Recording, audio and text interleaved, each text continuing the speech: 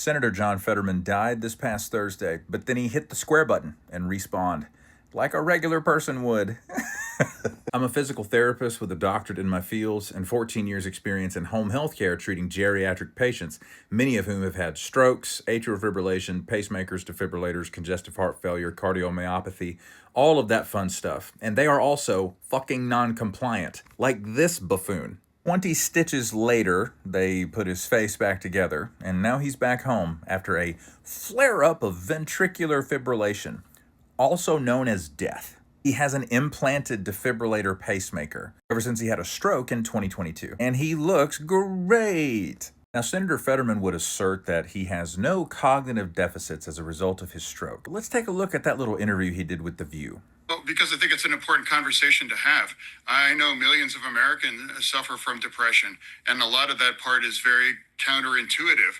After winning the biggest election in my cycle, and now, that's actually when depression really took control in my life. And then the really, really bad part of depression is the conversation you start to have with yourself to take yourself out. And that's another important conversation to have, especially on Veterans Day. 18 veterans take their lives every day.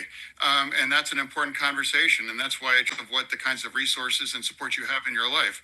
The one thing you can guarantee is to promise to stay in that game, because it's very counterintuitive. I can't be the legacy to cancel myself in that way. And that saved my life.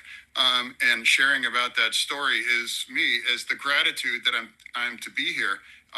Folks, what you just witnessed is called word salad or expressive aphasia.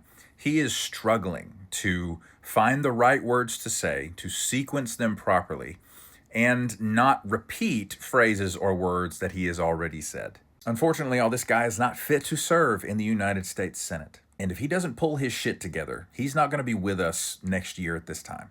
Oh, and don't forget, he gets a vote on whether or not the rest of us get health care. I would like to suggest that because of his cognitive deficits, it is easy for political opposition to take advantage of his cognitive state. Thank you for your attention to this matter.